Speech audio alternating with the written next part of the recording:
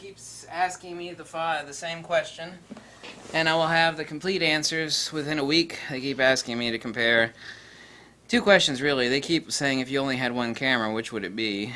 And the answer is that there is no answer from that for me. I never tell anybody to sell any camera. I mean, there's good logic and reason and policy, personal policy, why I never say, hey, go sell this and go buy that. I mean, I'm never going to do that. And the answer to that question is both. There is no perfect camera. There never was, never will be. I've only had a little over 5 hours, nearly 6, of testing on the Fuji X-T2. And this is not the X-T2, this is the X-T1. And, you know, people keep asking, what's the major difference? One is the lenses. I mean, Fuji is not rocking the 300mm 2.8s.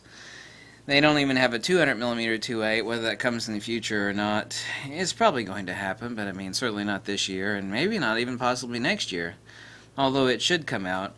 What are the differences that I know for certain between the two? Well, I do know that the autofocus tracking, and I've been backed up now by a posting on the bulletin board on Fuji Rumors by another guy who was shooting a downhill skating, where it's basically skiing, downhill dry or hot skiing, where they usually use those blades with wheels on them. They're kind of like double skateboards that you wear on each foot, and it's extremely fast action sports photography.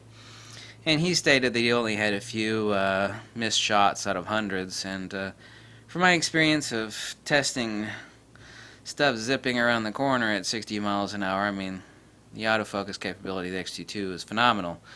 Differences being between the Nikon D500, the viewfinder obviously is impeccable on the X-T2. The dead time that you have between shots, electronic viewfinder, I've had too much caffeine and stayed awake too late. The viewfinder blackout time is basically nil. That's amazing. The view is wider. You have the options of selecting between normal and wide, and a split screen for manual focus peaking. The real major differences are the lenses, obviously. You know, in Nikon you've got decades of legacy lenses and, you know, huge. Now the X-T2 is a fully qualified camera for sports photography, but they don't have the optics. Now this is the 50-140 f2.8, basically the equivalent of the 70-200, which is more than capable enough for most sports photography. But as far as the equivalent, which would be like a 200mm 2.8, which would be the equivalent of a 300mm 2.8, that does not yet exist with Fuji.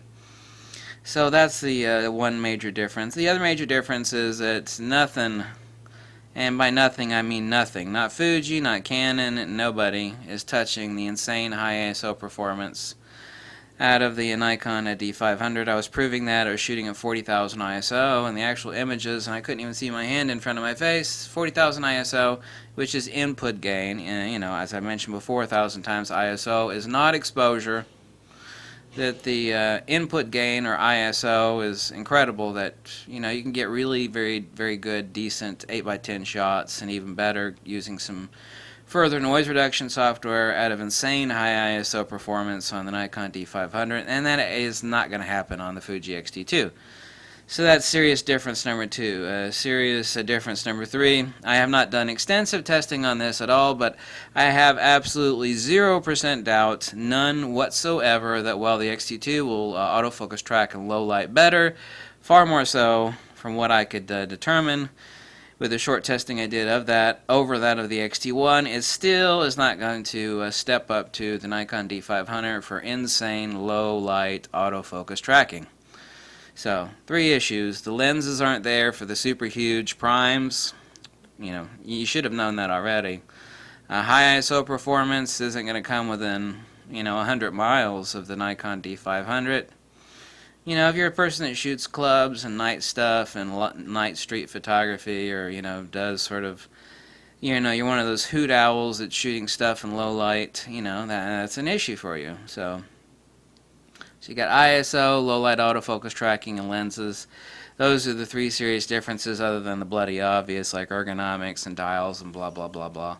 So Everybody keeps asking me those questions, and that's the answer. So far as the very extensive, detailed comparisons, obviously I have to wait till the X-T2 plants in my hand, as opposed to the 5+ hours of testing that I've had with it so far, to do extensive actual existential testing between the two, and post results and yada yada yada. So that goes without saying. So that's it. Thanks. Bye.